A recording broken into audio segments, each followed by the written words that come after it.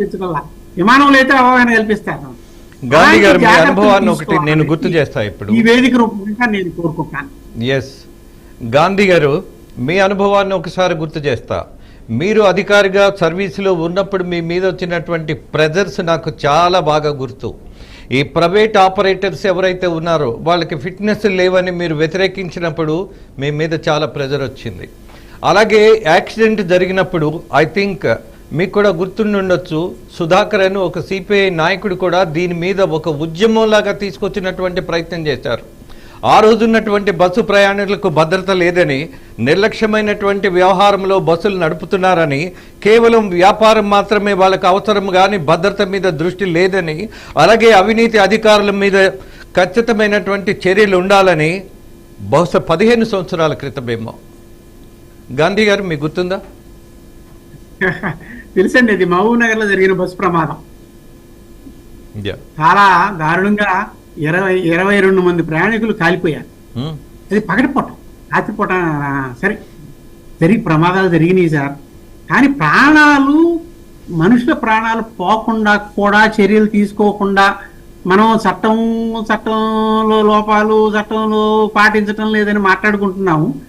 ముందు జరిగినప్పుడు ఇప్పుడు ఇందాక చూస్తున్నాను కదా, వెంటనే తగిన చర్యలు తీసుకోగలిగే విధంగా బస్సు తయారై ఉంటే ఎంతమంది చనిపోయేవారు కాదు అని. బస్సు తయారై ఉన్నదా లేదా అని చూడవలసిన అధికారులు మినిమం చూడకపోతే మనం ఇంకా సాఫిస్టికేటెడ్గా ఆలోచిస్తున్నాం. అసలు ఇవి చూసేది ఎవరు, పర్యవేక్షణ ఎవరు, బాధ్యత ఎవరిది? నేను గాంధీ గారు మీకు ఉన్నటువంటి సామాజికమైనటువంటి స్పృహలో ఒక విషయాన్ని మాట్లాడతా. ఇవాళ ప్రభుత్వం చేయవలసినటువంటి పనులు ఏది చేయదు. ఫర్ ఎగ్జాంపుల్ ఈ టేక్ విశ్వనగరం అని పిలుచుకోబడేటటువంటిది పదే పదే ఆ పదాన్ని ఉపయోగిస్తున్నటువంటి ప్రభుత్వానికి ఒక ప్రాథమికమైనటువంటి విషయం చెప్దాం. ఇక్కడ తాగునీటి, మంచినీటికి ఎక్కడైనా సదుపాయం ఉందా? ఎవరైనా పక్క ఊరి నుంచి వచ్చి బస్సు దిగితే మంచినీళ్లు వెతుక్కుంటే కనపడే అవకాశం ఉన్నదా?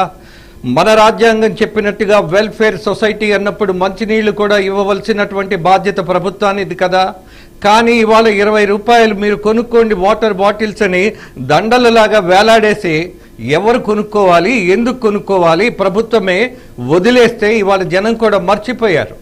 అలాగే నేనేమంటున్నానంటే, మీరు గచ్చిబౌలి దగ్గర కానీ ఎల్బీ నగర్ దగ్గర కానీ వెళుతున్నటువంటి వందలాది ప్రైవేటు బస్సులు ఎందుకు నడపగలుగుతున్నారు? లాభదాయకమైనటువంటి వ్యాపారం కాబట్టి. మరి అది ప్రభుత్వం యొక్క బాధ్యత ఏంటి? కనీసం రవాణా వసతి ఇవ్వలేరా?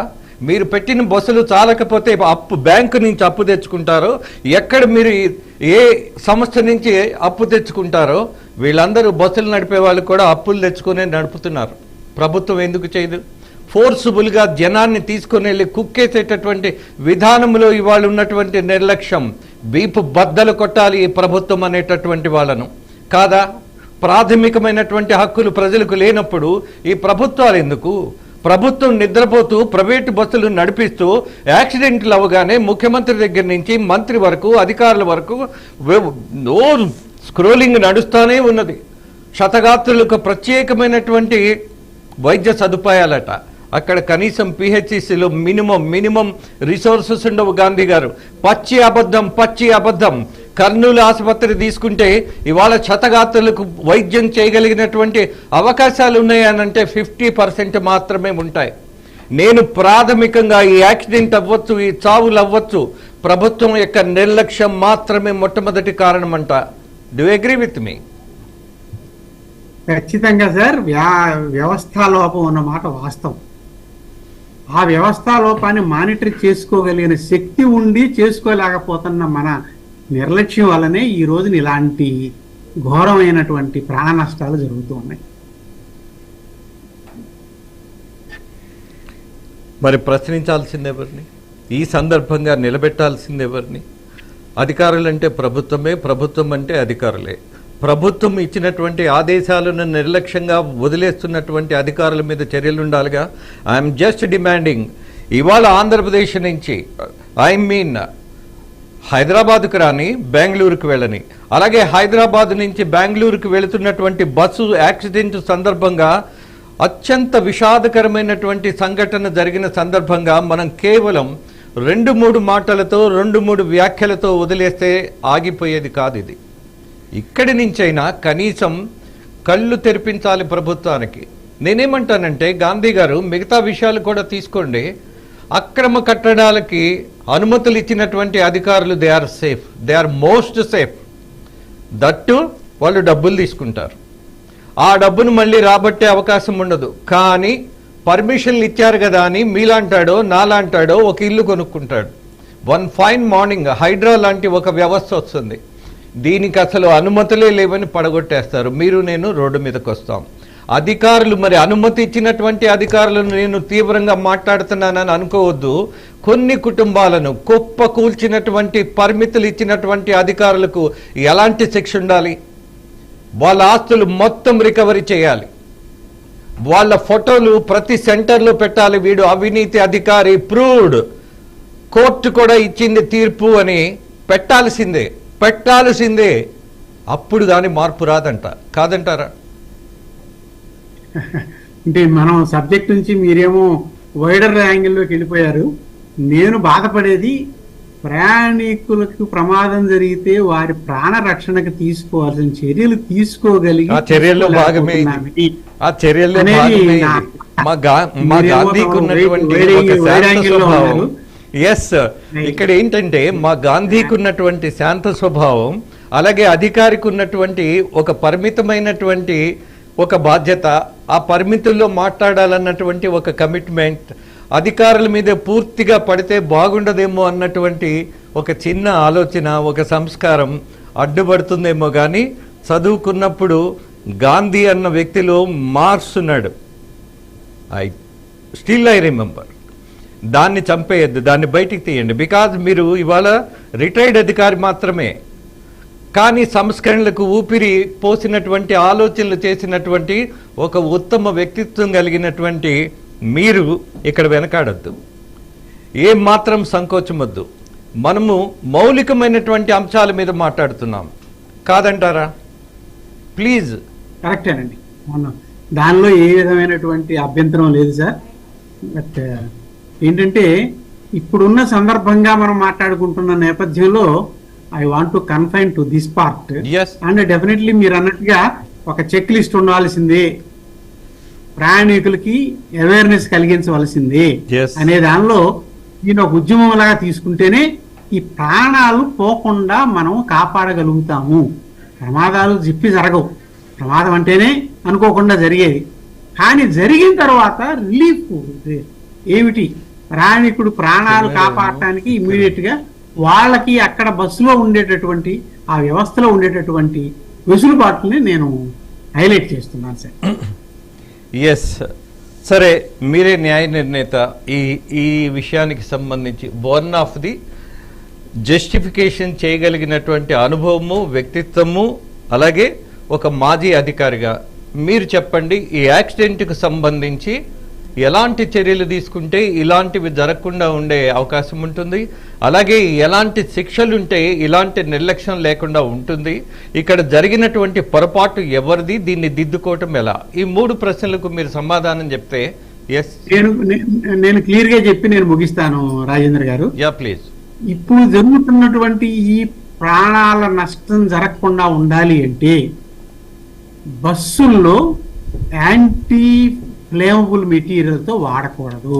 ఓకే, అంటే రూల్స్ లో నిబంధనలు ఉన్నాయి స్పష్టంగా. All in AIS 52, AIS 115, AIS 15 లో ఫైర్ రెసిస్టెంట్ మెటీరియల్ నే బస్సులో ఉపయోగించాలి.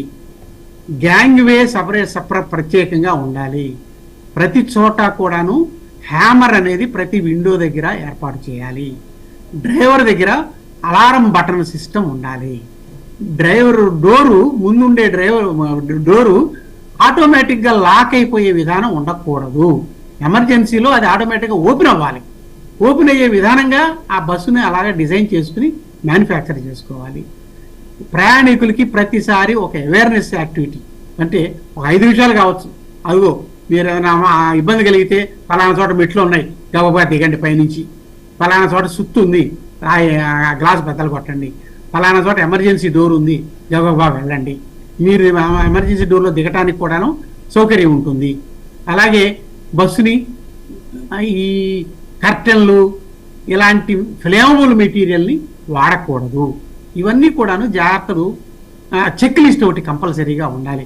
బస్సు బయలుదేరేటప్పుడు ఆ బస్సుకి సరైన ఇన్సూరెన్స్ ఉందా, బండికి ఫిట్నెస్ వ్యాలిడిటీ ఉందా, బండికి ట్యాక్స్ కట్ ఉందా, బండికి పొల్యూషన్ సర్టిఫికేట్ ఉందా, బండి కండిషన్ బాగుందా, బండిలో ఫైర్ ఎక్స్టింగ్విషర్ ఉందా, బండిలో ప్రతి కిటికీ దగ్గర సుత్తులు ఉన్నాయా, బండిలో డ్రైవర్ దగ్గర అలారం బటన్ ఉందా. ఇలాంటి జాగ్రత్తలు ఖచ్చితంగా తీసుకుంటే ప్రాణ నష్టం తగ్గించవచ్చు. ప్రమాదం జరిగినప్పుడు ప్రమాదం జరగకుండా ఉండే చర్యలు వేరు, ప్రమాదం జరిగితే తీసుకోవాల్సిన చర్యలు వీటిలో నేను చెప్పిన వాటిలో ఏది ఈ రోజు అమలు జరగటం లేదు, ఏది జరగటం లేదు. ఇది నా బాధ. అలాంటి జరిగితే ఇన్ని పదుల సంఖ్యలో ప్రాణ నష్టం జరగవలసిన అవసరం లేదు. ఎవరో ఏదో చేస్తారని కాదు, మనం కూడా చేసుకోవాలని మనకు ఉండాలి. ఎక్కేటప్పుడు కూడాను నేను చూస్తున్నానండి, లోయర్ బర్త్లో ఉన్న చోట సరైన స్పేస్ ఉండలేదు, పై బర్త్లో ఉన్న చోట సరిగ్గా దిగే స్పేస్ ఉండలేదు. యాజమాన్యాల వారు కాంప్రమైజ్ అయిపోయి రూల్స్ ఉన్నప్పటికీ సరిగ్గా వాటిని నిర్మించరు. బండిని ఇన్స్పెక్షన్ చేసేటటువంటి రవాణా అధికారులు సరిగ్గా అవన్నీ కూడా చూడరు. నేను నిజం చెబుతున్నా. ఇవన్నీ సక్రమంగా జరిగిన తర్వాత కూడా ప్రమాదం జరిగితే ప్రాణ నష్టం ఎలా తగ్గించుకోవాలనే దాని మీద నేను ఎక్కువ స్ట్రెస్ చేస్తున్నాను సార్. ఎస్ గాంధీ, మీ ముందు ఒక చిన్న వాస్తవాన్ని ముందు పెట్టి ముగిస్తాను. నేను కూడా ఈ ప్రైవేట్ బస్సు ఆపరేటర్స్ అడ్డగోలుగానే బస్సులు నడుపుతున్నారు. ఎక్కడ ఉండాలి అనే దాని మీద అక్కడ ఉండాలి అని అంటే కనీసం మాత్రం వసతులు ఉండవు. వేల మంది ప్రయాణిస్తున్నారు. ఇవాళ రాత్రి నేను గచ్చిబౌలి పంపించి మా రిపోర్టర్ ద్వారా అక్కడ ఉన్నటువంటి వాస్తవాలన్నిటినీ చిత్రీకరించి మరీ చూపిస్తా. వర్షం వస్తే ఎక్కడికి పరిగెత్తాలో తెలియదు, కనీసం నేచర్ కాల్స్కి ఎలా తీర్చుకోవాలో తెలియదు, ఏమాత్రం సదుపాయం ఉండదు. ఎక్కడో ఆహాకారాల మధ్య అగ్ని ప్రమాదం జరిగితేనో లేదా గాజాలో యుద్ధం జరుగుతుంటే పరిగెత్తుతున్నటువంటి పౌరుకుల్లానో ఆ బస్సు వచ్చినప్పుడు ఆ హడావిడిలో ఎంతమంది కింద పడుతున్నారు, ఇబ్బంది పడుతున్నారు అన్నది ఒక వాస్తవమైనప్పుడు ఇవాళ ఇక్కడ ఉన్నటువంటి తెలంగాణ ప్రభుత్వం కావచ్చు, మరే ప్రభుత్వమైనా కావచ్చు, ఇంతమంది ప్రయాణికులు ప్రయాణం చేస్తున్నటువంటి పరిస్థితిలో మనం పర్మిషన్స్ ఇచ్చాం, బస్సులు నడుపుకోమన్నాం, ప్రజల్ని వెళ్ళిపోమన్నాం. ప్రభుత్వ బస్సుల కంటే ప్రైవేటు బస్సుల్లో సదుపాయం బాగా ఉంటుందన్నటువంటి ఒక పరోక్ష ప్రోత్సాహం ఇస్తున్నాం. ఇన్ని చేస్తున్నటువంటి పరిస్థితుల్లో మరి ఈ దుర్మార్గం అరికట్టాలి అనంటే కనీస వసతులు లేనటువంటి ప్రయాణ పరిస్థితులను మనం పరీక్షించుకోవాలి. మీరు అన్నట్టుగా ప్రయాణికుడికి ఆలోచన ఉంది, కానీ చేయవలసిన వాడు చేయలేకపోతున్నాడు అన్న బాధ కూడా ఉంది. తప్పని పరిస్థితిలో గాంధీ గారు ఇవాళ ప్రైవేటు బస్సులను ఆశ్రయిస్తున్నారు. ఒక ఉమెన్ ప్రయాణం చేయాలంటే రక్షణ లేదు, నేచర్ కాల్కి వెళ్ళాలంటే వసతి లేదు. వాట్ టు సే, ఎంత ఇబ్బందికరం.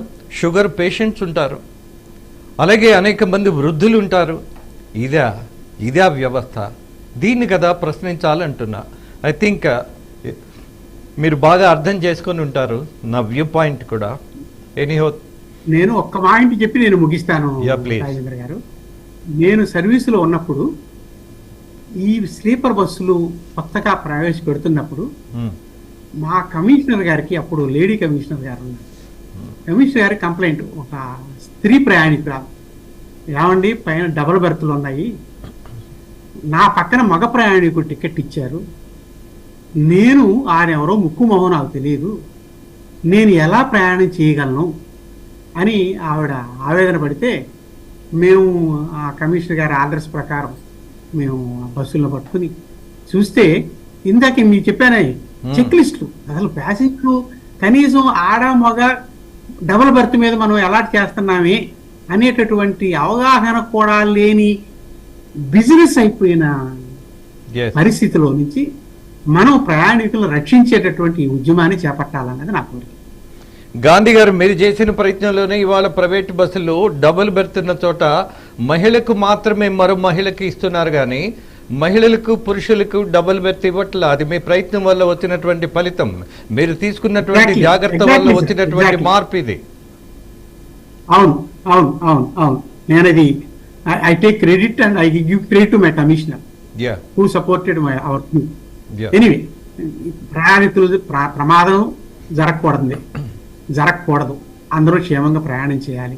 కానీ ప్రమాదం జరిగితే తక్కువ ప్రాణ నష్టం, తక్కువ ఆరోగ్య నష్టం, తక్కువ ఆస్తి నష్టంతో ఎలా బయటపడాలనే టెక్నిక్స్ను కూడాను మనం అవేర్నెస్ ఏర్పాటు చేయాలి. మేనేజ్మెంట్ కూడా జాగ్రత్తలు తీసుకోవాలి. ఎన్ఫోర్స్మెంట్ వారు స్ట్రిక్ట్గా ఆ చెక్ లిస్ట్ని అమలు పరచాలి. ఈ 3 నాకున్నటువంటి ప్రాణ నష్టం తగ్గించడానికి నా అభిప్రాయం. ఎస్ గాంధీ గారు, మరొక విషయాన్ని కూడా, ఒక సూచన కూడా చేయదలుచుకున్నాం మీ ముందే. బస్సు ఎక్కుతున్నప్పుడు ప్రయాణికుడికి బ్రీత్ ఎనలైజర్ పెట్టాలంట. అలాగే మార్గ మధ్యములో ఖచ్చితంగా డ్రైవర్స్ కూడా ఇదే పరీక్ష చేయాలంట.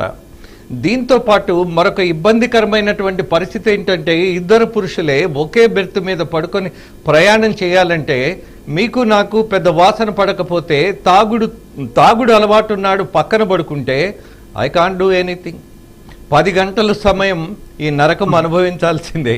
ఈ దౌర్భాగ్యం ఏంటి? డబ్బులు పెట్టి టికెట్ కొనుక్కున్న తర్వాత ఒక పక్కన కంపు కొడుతున్నవాడు, అలాగే ఒక వ్యాధిని మనకి వ్యాపింపచేయగలిగిన వాడు, అసలు మనశ్శాంతి లేకుండా చేసేటటువంటి ఒక తాగుబోతో మరొకడు, how far it is reasonable? ఇదేం ప్రయాణ వసతి, ఇదేం ప్రయాణమైనటువంటి పద్ధతులు?